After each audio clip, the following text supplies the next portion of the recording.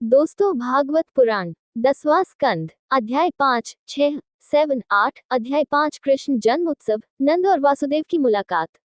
श्री शुक ने कहा, पुत्र के जन्म से प्रसन्न होकर दानशील नंद ने भी स्नान किया, शुद्धि की, श्रृंगार किया, ज्योतिष में पारंगत ब्राह्मणों को बुलाकर स्वस्त्ययन वेदों के अनुसार शुभ स्तोत्र का पाठ कराया, अपने पुत्र का जातकर्म कराया तथा अपने पितरों और देवताओं का विधिपूर्वक पूजन कराया। इस आनंद के अवसर पर उन्होंने ब्राह्मणों को 2 लाख सुसज्जित गौएं तथा 7 पर्वत जैसे तिलों के ढेर भेंट किए, जो बहुमूल्य रत्नों और स्वर्ण वस्त्र की धाराओं से ढके हुए थे। कुछ भौतिक वस्तुएं समय बीतने के साथ शुद्ध हो जाती हैं, जैसे पृथ्वी कुछ स्नान से, जैसे हमारा शरीर, या धुलाई से, जैसे गंदगी से ढकी हुई वस्तुएं कुछ विशेष अनुष्ठानों से, जैसे भ्रूण कुछ तपस्या से, जैसे इंद्रियां कुछ यज्ञों से, जैसे ब्राह्मण कुछ दान से, धन कुछ संतोष से, मन जबकि आत्मा ध्यान और आत्मज्ञान से शुद्ध होती है। ब्राह्मण, सूत, मागध और वंदन लोग शुभ आशीर्वाद देते थे, संगीतकार गाते थे, ढोल और नगाड़े अक्सर बजते थे। व्रज के सभी प्रवेश द्वार, बाड़े और घरों के अंदरूनी हिस्से अच्छी तरह से साफ किए गए थे और उन पर उचित रूप से पानी छिड़का गया था। इसे व्रज को विभिन्न रंगों के झंडों और झंडियों, पताकाओं, पुष्पमालाओं, रेशमी वस्त्रों के मेहराबों और कोमल पत्तों से सजाया गया था। बैलों, गायों और बछड़ों, बड़े हो चुके बछड़ों को हल्दी पाउडर में तेल लगाकर रंगा जाता था, उन्हें विभिन्न रंगों से रंगा जाता था तथा मोर के पंख, माला, कपड़े और गले में सोने की चेन पहनाई जाती थी। बहुमूल्य वस्त्र, बहुमूल्य आभूषण, कोट और पगड़ी से सुसज्जित होकर ग्वाले हाथों में नाना प्रकार के उपहार लेकर नंद के दर्शन के लिए आए। यशोदा को पुत्र जन्म का समाचार सुनकर गोपियां बहुत प्रसन्न हुई और उन्होंने बहुमूल्य वस्त्र, आभूषण तथा काजल आदि से अपने को सुसज्जित किया। उनके कमल सदृश मुखों की शोभा केसर लेप से और भी बढ़ गई थी, जो कमल के तंतुओं के समान शोभा दे रहा था। अपने भारी नितंबों के बावजूद वे अपने भारी स्तनों को ऊपर उठाते हुए यशोदा के पास उपहार लेकर जल्दी जल्दी चले गए। कानों में चमकीली मणियों से जड़े कुंडल, गले में स्वर्ण मुद्राओं की माला तथा नाना प्रकार के रंग बिरंगे वस्त्र पहने हुए गोप युवतियां नंद के महल की ओर चल पड़ी और अपने बालों की लटों से पुष्पों की वर्षा करती हुई आगे बढ़ी। कलाइयों में चूड़ियां, कानों में झूलती हुई कुंडलियां तथा उभरे हुए वक्षस्थलों पर लटकते हुए हारों के साथ वे अत्यंत सुंदर दिखाई दे रही थी। बालक पर भगवान का आशीर्वाद मांगते हुए, आप बालक की दीर्घायु तक रक्षा करें, उन्होंने एकत्रित लोगों पर तेल और हल्दी मिले जल से छिड़काव किया और उत्साहपूर्वक गाना गाया। या उन्होंने अजन्मा कृष्ण की स्तुति उच्च स्वर में गाई। अनंत ब्रह्मांड के परमेश्वर भगवान कृष्ण के आगमन के महान उत्सव के अवसर पर विभिन्न प्रकार के संगीत वाद्य यंत्र बजाए गए। प्रसन्नता पूर्वक ग्वाल बालों ने एक दूसरे पर दही, दूध, घी और जल छिड़का और एक दूसरे पर मक्खन फेंका।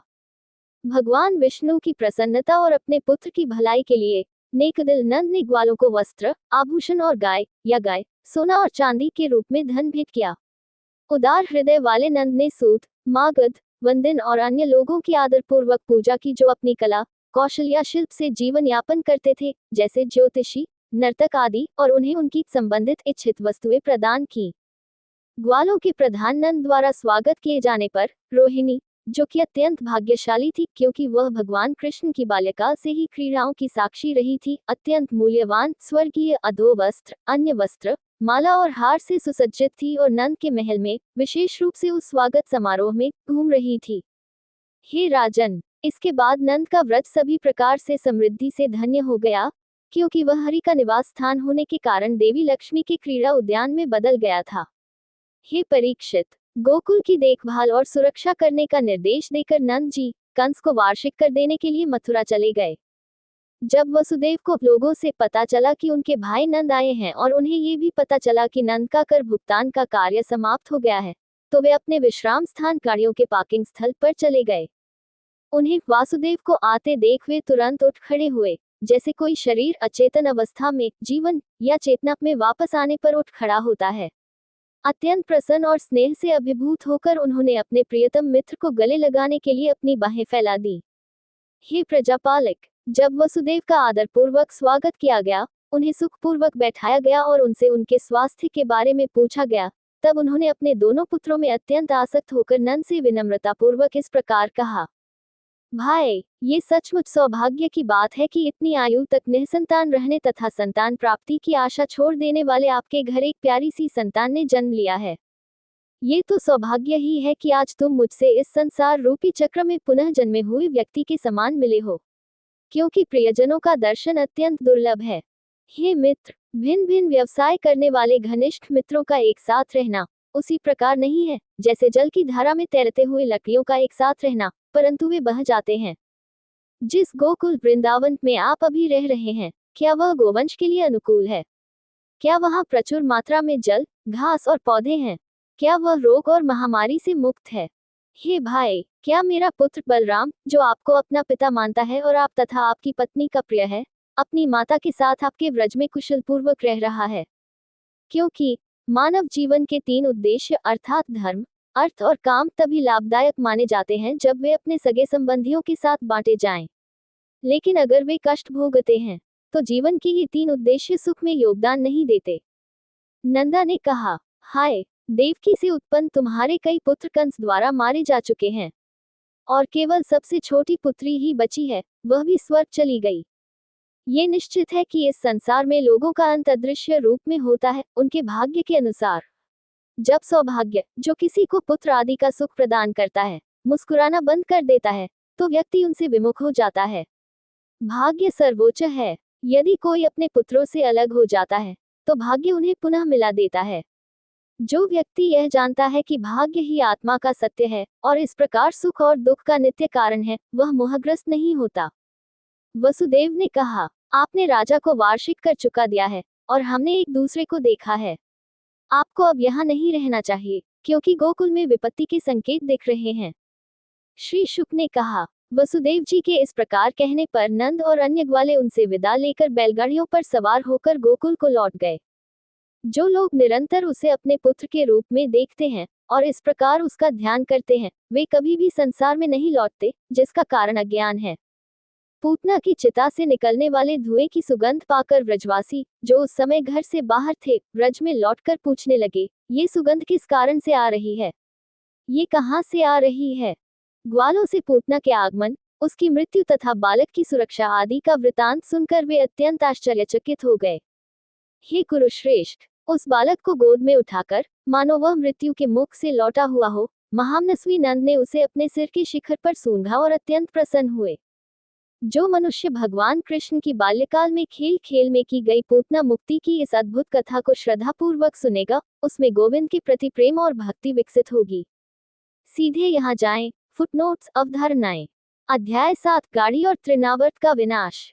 श्री शुक ने कहा, इस प्रकार अनेक कार्य करके, जैसे बचपन में क्रीड़ा द्वारा पूतना का उद्धार करना, जिससे गोपगण और उनकी स्त्रियों को आनंद और खुशी प्राप्त हुई, दुष्टों का संहार करने वाले भगवान विष्णु नंद के घर में बड़े हुए। इस प्रकार जैसा कि पिछले अध्यायों में बताया गया है, नंद के घर में दुष्टों का नाश करने वाले कृष्ण विष्णु उत्पन्न हुए, जो दिन रात ग्वालों और उनकी पत्नियों को आनंद प्रदान करते थे। राजा परीक्षित ने आग्रह किया, हे भगवान श्रीहरि जिस किसी अवतार में, जैसे मत्स्य, कच्छप आदि, जिनका वर्णन आपने किया है, जो कुछ भी क्रीड़ापूर्ण कार्य करते हैं, वे सब कानों को अच्छे लगते हैं और मन को मोह लेने वाले हैं। आप कृपा करके हमें वह अत्यंत मनोहर कथा सुनाने की कृपा करें, जिसे सुनने से निराशा और नाना प्रकार की तृष्णाएं मिट जाती हैं, मन शुद्ध हो जाता है, भगवान हरि की भक्ति और उनके भक्तों के प्रति मैत्री भाव उत्पन्न हो जाता है। क्या आप हमें बालक कृष्ण के किसी अन्य अद्भुत कार्य का वर्णन करते हैं, जिन्होंने मानव रूप में अवतरित होने के बाद मानव के आचरण का अनुकरण किया? हे स्वामी, आप हम पर कृपालु हैं, अतः मुझ पर दया करके कृष्ण की बाल्यकाल की क्रीड़ाओं का विस्तार पूर्वक वर्णन करने की कृपा करें, जो समस्त पापों का पुनर्तः नाश कर देती हैं।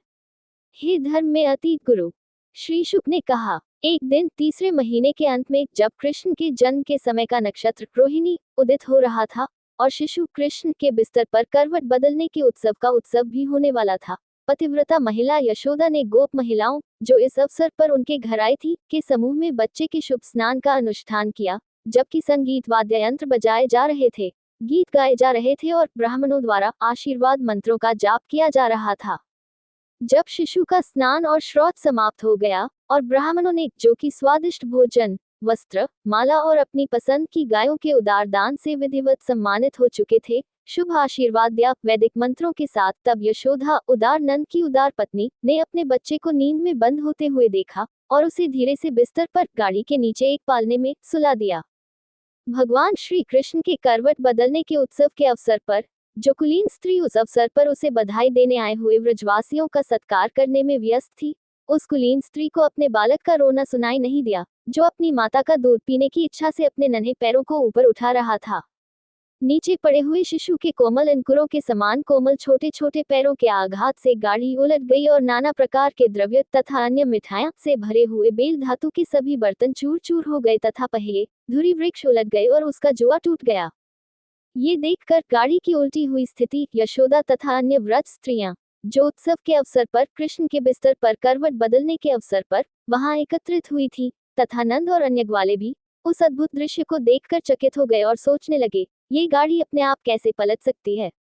Opening square bracket. इस प्रकार बोलते हुए तथा उलझन भरे ढंग से इसका कारण बताते हुए व्रजवासी व्यथित भाव से उस रथ को घेर कर खड़े हो गए।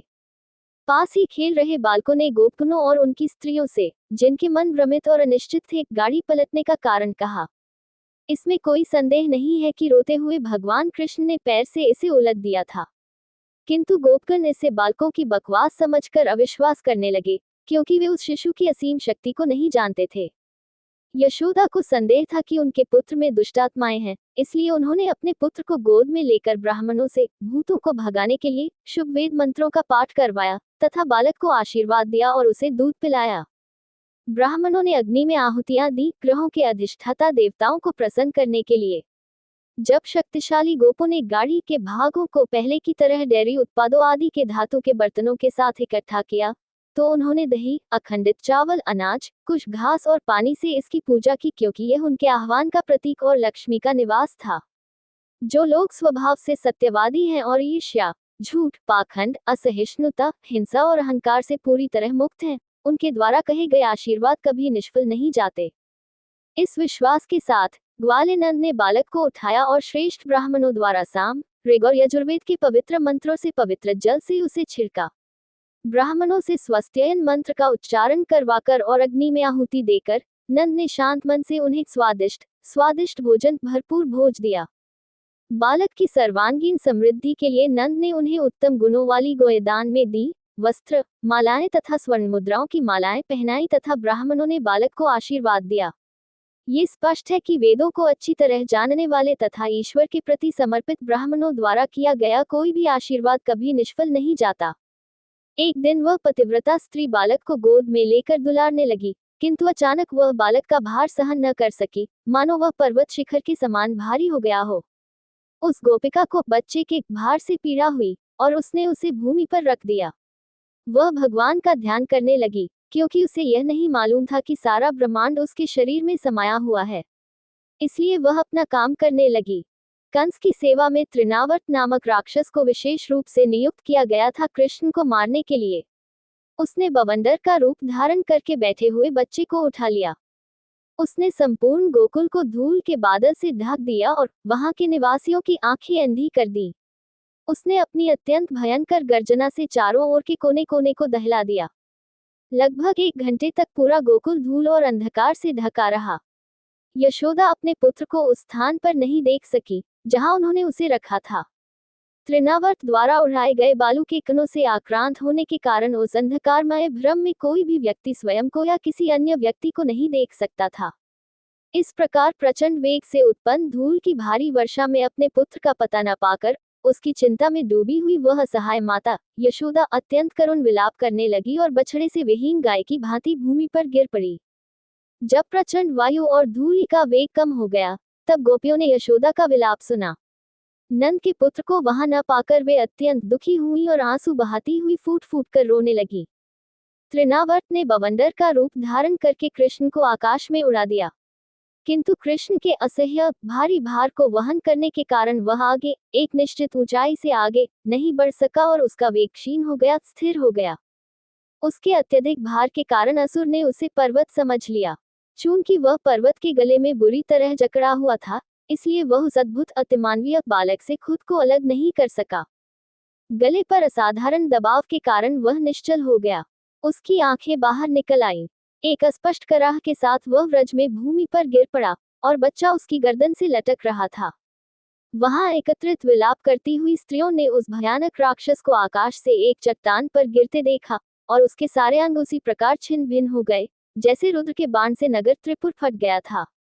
जब गोपियों और गोपों ने राक्षस की छाती पर झूलते हुए कृष्ण को देखा तो वे आश्चर्यचकित हो गए और उन्हें उठाकर उनकी माता को सौंप दिया। राक्षस द्वारा आकाश में उड़ा दिए जाने के बावजूद उन्हें सकुशल और स्वस्थ पाकर तथा मृत्यु के मुख से सकुशल वापस पाकर नंद आदि गोपियां अत्यंत प्रसन्न हो गईं। ओह, कितना अद्भुत! यह बालक राक्षस द्वारा उठाया गया तथा व्यवहारिक रूप से मृत्यु को प्राप्त हुआ, सुरक्षित वापस आ गया है। जबकि रक्तपिपासु दुष्ट राक्षस अपने पापों के बोझ से मारा गया तथा एक पुण्यात्मा अपने सबके प्रति संभाव के कारण भय से बच गया। ओह, हमने कितनी कठोर तपस्या की है, भगवान विष्णु की कितनी आराधना की है।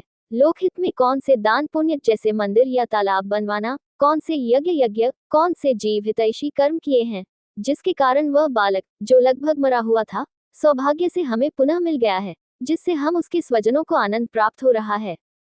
उस विशाल वन गोकुल में ऐसे चमत्कारों की बार बार पुनरावृत्ति देखकर आश्चर्यचकित होकर नंद ने वसुदेव के विदा देते समय कहे गए शब्दों की बहुत सराहना की। एक दिन सुंदरी यशोदा ने बालक को अपनी गोद में रखा और ममता से अभिभूत होकर उसे अपने स्तन से दूध पिलाया। जब उसका चूसना लगभग खत्म हो गया तो वह उसके चेहरे को सहला रही थी जो सुंदर मुस्कान से चमक रहा था। और देखो, हे राजा, जब उसने जम्हाई ली तो उसने उसके मुंह में निम्नलिखित देखा। आकाश, ऊपर का आकाश और नीचे की धरती, प्रकाश पुंज, दिशाएं, सूर्य, चंद्रमा, अग्निदेव, वायुदेव, महासागर, महाद्वीप, पर्वत और उनकी पुत्रियां अर्थात नदियां, जंगल तथा चलायमान और अचल सृष्टि। जब अचानक उसके मुख में संपूर्ण ब्रह्मांड को देखा तब वह कांप उठी। हिरणी के समान नेत्रों वाली उस स्त्री ने आंखें बंद कर ली और बहुत आश्चर्यचकित हो गई। अध्याय 8 कृष्ण की क्रीड़ाएं, विश्वरूप का प्रदर्शन। श्री शुकदेव ने आगे कहा, हे राजन, वसुदेव के अनुरोध पर यदुओं के कुल पुरोहित गर्ग, जो कठोर तप के लिए विख्यात थे, नंद के व्रज में आए।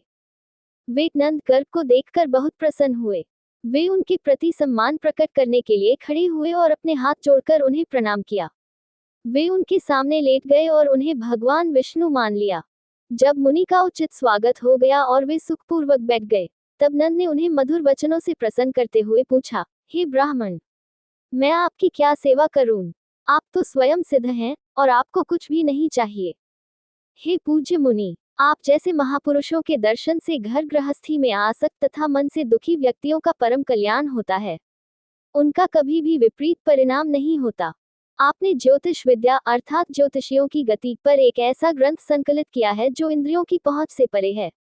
इसी से मनुष्य अपना भूत और भविष्य जानता है। आप वेदों के ज्ञाताओं में श्रेष्ठ हैं। इसलिए आपको इन दोनों बालकों का शुद्धिकरण करना चाहिए, क्योंकि ब्राह्मण जन्म से ही सभी लोगों का गुरु होता है। गार्गा ने कहा, मैं यदुओं का कुल पुरोहित हूँ और संसार भर में इसी नाम से विख्यात हूँ। यदि मैं आपके पुत्र का धार्मिक अनुष्ठानों से अभिषेक करूं, तो वे उसे देवकी का पुत्र मानेंगे। उद्धरण चिन्ह, कंस स्वभाव से ही दुष्ट है। आपकी और वसुदेव की मित्रता भी सर्वविदित है। कंस ने देवकी की पुत्री के ये शब्द सुने हैं कि देवकी का 8वां गर्भ कन्या नहीं हो सकता। यदि इन सब बातों को ध्यान में रखते हुए भी उसे कंस को संदेह हो जाए और वह आपके पुत्र को मार डाले, तो ये हमारी भूल होगी। नंदा ने उत्तर दिया, कृपया द्विज जातियों के सदस्यों के लिए उचित शुद्धिकरण अनुष्ठान करें, आशीर्वादात्मक भजनों के साथ स्वर्गीय आशीर्वाद का आह्वान करें। कृपया इसे गुप्त रूप से गोकुल में करें, यहाँ तक कि मेरे अपने लोगों को भी इसकी जानकारी न हो। श्री शुक ने कहा, नंद के इस प्रकार अनुरोध करने पर स्वयं इच्छुक ब्राह्मण ने दोनों बालकों रोहिणी और यशोदा के पुत्रों का नामकरण समारोह गुप्त रूप से किया तथा स्वयं किसी को भी इसका पता नहीं चला। गार्गा ने कहा, रोहिणी के इस पुत्र को राम कहा जाएगा क्योंकि वह अपने मिलनसार उत्कृष्ट गुणों से अपने मित्रों को प्रसन्न करेगा और वह अपनी शक्ति में श्रेष्ठ होने के कारण बल के नाम से जाना जाएगा। असहमत यदुओं को एक साथ लाने और एकजुट करने की उसकी क्षमता के कारण वे उसे संकर्षण कहेंगे। गर्ग देवकी के गर्भ से बलराम के रोहिणी में स्थानांतरित होने का खुलासा नहीं करना चाहते हैं, जिसके कारण उन्हें वास्तव में संकर्षण कहा गया था। इस दूसरे पुत्र ने प्रत्येक युग में 3 अलग अलग रंग अर्थात श्वेत, लाल और पीला के साथ मानव रूप धारण किया। अब उसने श्याम वर्ण धारण कर लिया है, इसलिए उसे कृष्ण के नाम से जाना जाएगा। तुम्हारा ये पुत्र पूर्वकाल में वसुदेव के घर में उत्पन्न हुआ था, अतः बुद्धिमान लोग इसे यशस्वी वासुदेव कहेंगे। आपके इस पुत्र के अनेक नाम और रूप हैं, जो उत्तम गुणों और अद्भुत कर्मों से युक्त हैं। मैं उन सबको जानता हूँ, परंतु सामान्य लोग नहीं जानते।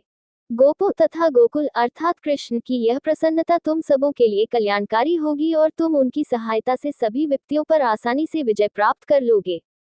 प्राचीन काल में जब अराजकता व्याप्त थी, तब उन्होंने दुष्टों और लुटेरों द्वारा सताए जा रहे धर्मप्रायण लोगों की रक्षा की और जब उनसे बल मिला तो उन्होंने धर्मप्रायण लोगों ने दुष्टों को पराजित किया।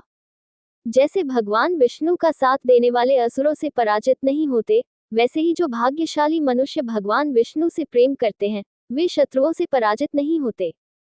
अतः हे नंद, आपका ये पुत्र उत्तम गुणों, तेज, यश तथा पराक्रम में भगवान नारायण का समतुल्य है। अतः आप इसकी बहुत ही सूक्ष्मता से देखभाल करें। जब गर्ग भगवान नंद को इस प्रकार उपदेश देकर या भगवान कृष्ण को संबोधित करके घर लौटे, तो नंद इतने प्रसन्न हुए कि उन्होंने अपने को समस्त कल्याणों से धन्य मान लिया। कुछ ही देर में राम और केशव घुटनों और हाथों के बल रेंगते हुए खेल खेल में गोकुल की परिक्रमा करने लगे। जब वे व्रज के गीले स्थानों में भी अपने पैरों को घसीटते हुए तेजी से रेंगते हुए जा रहे थे, तब उनके करधनी और पायल की छोटी छोटी घंटियों की मधुर झनकार सुनाई दे रही थी। उस झनकार से उनका मन प्रसन्न हो रहा था और वे राहगीरों के पीछे पीछे कुछ कदम चलकर अपनी माताओं के पास लौट आए, मानो वे व्याकुल और भयभीत हों। उनकी दोनों माताओं के स्तनों में ममता के कारण अनायास ही दूध भर आया था। उन्होंने अपने पुत्रों को अपनी बाहों में भर लिया था। उनके शरीर पर कील लगी हुई थी और वे सुंदर दिख रहे थे। वे अपने पुत्रों के मुखमंडल को देखकर आनंदित हो रही थीं। उनके मुखमंडल पर मोहक मुस्कान थी और स्तनों को चूसते समय उनके छोटे छोटे कोमल दांत थे। जब वे उस आयु को पहुंचे, जब स्त्रियों को बालकों के खेल देखने में रुचिकर लगते हैं, तब व्रज की स्त्रियों ने देखा कि कैसे वे दोनों बछड़ों की पूंछ पकड़कर इधर उधर घसीटे जा रहे हैं। वे अपने गृह कार्य भूलकर जोर जोर से हंसने लगी और आनंद से विह्वल हो गईं। जब उनकी माताओं को अपने अत्यंत सक्रिय और चंचल बेटों को सींग वाले जानवरों, आग, तीखे दांतों वाले जानवरों, तीखे घातक हथियारों, पानी, मांसाहारी, क्रूर पक्षियों और कौंटों से रोकना या यहाँ तक कि अपने घरेलू कर्तव्यों में भाग लेना असंभव लगा, तो उन्हें एक महान मानसिक व्याकुलता का अनुभव हुआ। हे राजर्षि, थोड़े समय के बाद राम और कृष्ण गोकुल में अपने घुटनों को जमीन पर रगड़े बिना आसानी से पैरों के बल चलने लगे।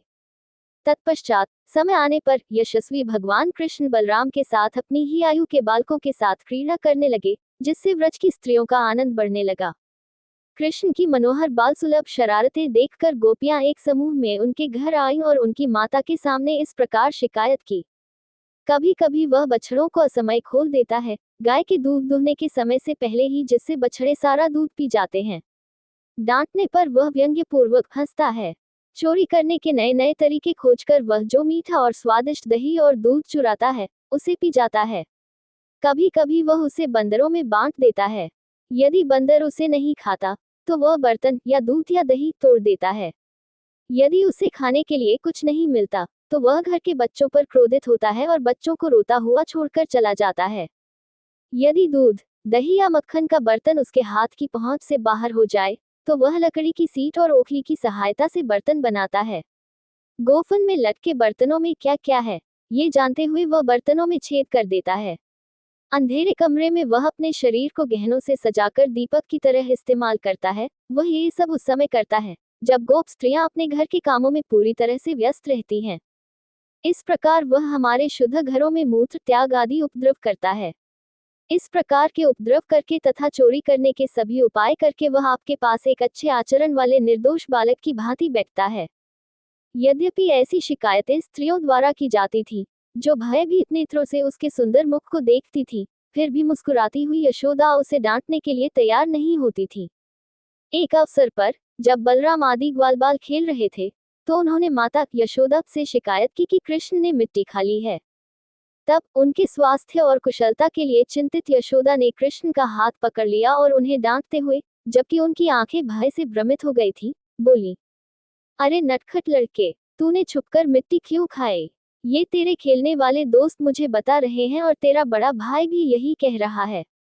नहीं माँ, मैंने मिट्टी नहीं खाई, ये सब झूठे हैं। अगर तुम्हें अब भी लगता है कि ये सच बोल रहे हैं, तो तुम मेरा मुंह खुद ही देख लो। यदि ऐसी बात है तो अपना मुख खोलो। इस प्रकार आदेश पाकर असीम शक्तियों से युक्त यशस्वी भगवान हरि ने, जिन्होंने क्रीड़ा के लिए मानव शिशु का रूप धारण किया था, अपना मुख खोल दिया। उन्होंने यशोदा ने उसमें चर और अचर, आकाशीय गुंबद, दिशाओं, पर्वतों, महाद्वीपों और समुद्रों सहित पृथ्वी का क्षेत्र, वायु, अग्नि, बिजली, चंद्रमा, तारे, ग्रह मंडल, जल, अग्नि, वायु और आकाश, इंद्रियां और मन के अधिष्ठाता देवता, सूक्ष्म तत्व और तीनों गुणों से युक्त ब्रह्मांड को देखा। अपने शिशु के शरीर में, बल्कि उसके खुले हुए मुख में, आत्मा, काल, प्रकृति, भाग्य और मनादि कारकों द्वारा उत्पन्न नाना प्रकार के जीवों से युक्त इस अद्भुत ब्रह्मांड को तथा स्वयं सहित संपूर्ण व्रज को देखकर वह भयभीत हो गई। वह चकित होकर, क्या ये भगवान द्वारा रचित स्वप्न या भ्रम है, अथवा यह मेरी ही बुद्धि का भ्रम है, अथवा यह मेरे ही बच्चे की जन्मजात दिव्य शक्ति है। अतः मैं उन परमेश्वर के चरणों को नमन करता हूँ, जिन्हें समझना अत्यंत कठिन है, जिनका वास्तविक स्वरूप बुद्धि, मन, कर्म और वाणी से सरलता से नहीं समझा जा सकता, जो जगत के आधार हैं, जिनकी सहायता से तथा जिनसे जगत प्रकट होता है। वे परमेश्वर मेरे शरण हैं, जिनकी माया के मोह से विकृत धारणाएं उत्पन्न होती हैं, जैसे मैं यशोदा हूँ, यह मेरा पति है, ये कृष्ण मेरा पुत्र है, मैं वह पतिव्रता स्त्री हूँ जो नंद ब्रज के स्वामी की संपूर्ण संपत्ति की रक्षा करती है, सभी ग्वालिक पुरुष और स्त्रियां तथा उनके पशुधन मेरे हैं। सर्वशक्तिमान परमेश्वर ने उस गोप स्त्री पर, जिसने इस प्रकार सत्य को जान लिया था, अपना मोहक वैष्णव दिव्य आकर्षण डाल दिया, जिससे वह अपने पुत्र के प्रति मात्र स्नेह से भर गई। गोप पत्नी को तुरंत ही भगवान का वास्तविक स्वरूप भूल गया। उसने अपने पुत्र को गोद में रख लिया। उसका हृदय पहले की भांति तीव्र स्नेह से भर गया। वह हरि को अपना पुत्र मानने लगी, हरि जिनकी महिमा तीनों वेदों, उपनिषदों, सांख्य और योग प्रणालियों और सात्वतों या भगवान के भक्तों द्वारा गाई जाती है। राजा ने कहा, हे ब्राह्मण ऋषि, नंद ने ऐसा कौन सा महान पुण्य कर्म किया था कि उसे ऐसा महान सौभाग्य प्राप्त हुआ? परम सौभाग्यशाली यशोदा ने ऐसा क्या किया कि भगवान हरि ने उसके स्तन चूसे? कृष्ण के असली माता पिता कृष्ण की बाल लीलाओं को नहीं देख सके, जो संसार के पापों को मिटा देती हैं और जिनकी प्रशंसा आज भी बुद्धिमान तथा विद्वान लोग करते हैं। शुक ने उत्तर दिया, जब वसुओं में श्रेष्ठ द्रोण अपनी पत्नी धरा के साथ भगवान ब्रह्मा के आदेश का पालन करने के लिए तत्पर थे, तब उन्होंने उस देवत्व का अनुरोध किया, जब हम पृथ्वी पर जन्म लें, तो हम परमपिता परमेश्वर और ब्रह्मांड के स्वामी हरि के प्रति सर्वोच्च भक्ति रखें, वह भक्ति जिसके माध्यम से व्यक्ति इस संसार में आसानी से और निश्चित रूप से बुरे भाग्य पर विजय प्राप्त कर लेता है। ऐसा ही हो, उसकी प्रार्थना स्वीकार करते हुए तेजो में भगवान ने उत्तर दिया। महाप्रतापी द्रोण व्रज में जन्मे और नंद नाम से विख्यात हुए, और उपर्युक्त धरा उनकी पत्नी यशोदा बनी।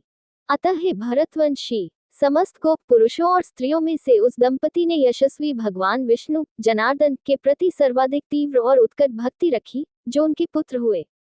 ब्रह्मा के वरदान को पूरा करने के लिए सर्वव्यापी भगवान कृष्ण बलराम के साथ व्रज में निवास करने लगे और अपनी क्रीड़ाओं से उन सबको प्रसन्न करने लगे।